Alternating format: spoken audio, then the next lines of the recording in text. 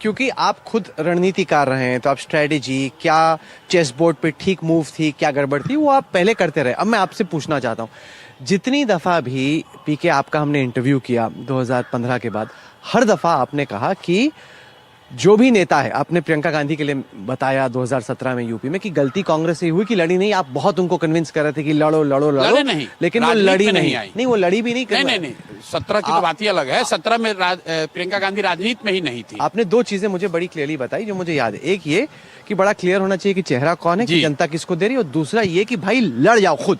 जो आपने कोच के तौर पे बाकी बैट्समैन को सलाह दी कि उनको बैटिंग कैसे करनी है, ये ना करना कि आपकी बहुत बड़ी चूक थी।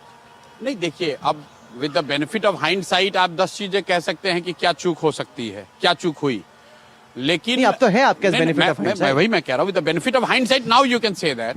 उस समय तो यही लग रहा था कि भाई 243 में मैं जितना ज्यादा समय बिताऊं बजाय इसके कि एक किसी क्षेत्र में समय लगाऊं, पूरे 243 अपने विधानसभा के साथियों को जिताने में जो मदद करूं, तो जो अच्छा लगा वो किया।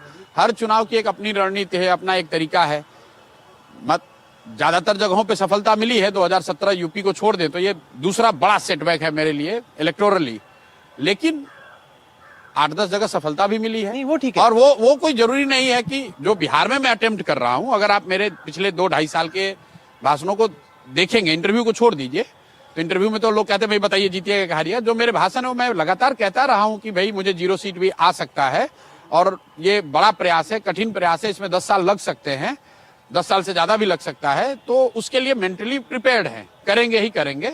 और इस बात का एहसास है कि ये कठिन काम है, लेकिन जरूरी अपेक्षा थी कि ये पहले अटेम्प्ट में इसको क्रैक कर ले। नहीं हुआ, कमी रही होगी, उसको जाकर देखेंगे और फिर ताकत से लगेंगे। नहीं, क्योंकि आपने क्लियरली जवाब दिया नहीं, तो आप मान रहे हैं कि चुनाव न लड़ना खुद एक हाइंडसाइट में आपको लगता है कि चूक थी। गलती उसको आप मान सकते हैं, कुछ लोग उसको गलती मानेंगे। नहीं, क्योंकि इसमें एक दूसरी थ्योरी है। देखिए, एक है थोड़ा सा सिंपैथी के भाव से उसको देखना कि चलो गलती होगी, दूसरा ये कि पीके को पहले से ही पता था कि भाई ऐसे होने वाला है, इसलिए वो लड़े नहीं। उनको लगा कि भाई जहां मैं लड़ूंगा मुझे हरा देंगे लोग। अगर मुझे पता है कि मुझे इस तरह की हार होने वाली है, तो मैं अपने जीवन का सब कुछ, अपना धन, अपना समय, अपनी ताकत, अपनी बुद्धि, अपनी क्रेडिबिलिटी क्यों दांव पर लगाऊंगा?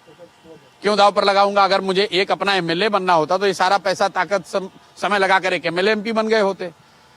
अगर मुझे एक पैसे का भी एहसास होता कि जनसुराज को ये रिजल्ट आएगा, तो मैं इतना बड़ा रिस्क क्यों लूंगा? मुझे बिल्कुल इस बात की समझ या ये सोच नहीं थी कि जनसुराज को 4% वोट आएगा। किसी भी मैंने आपको पहले ही बताया, इस पूरे प्रयास के दौरान मैंने इसको ब्लाइंड ही रखा है। मैंने खुद कभी सर्वे नहीं कराया और वो डेलिबरेट था कि मैं सर्वे नहीं कराऊंगा, I will play it blind.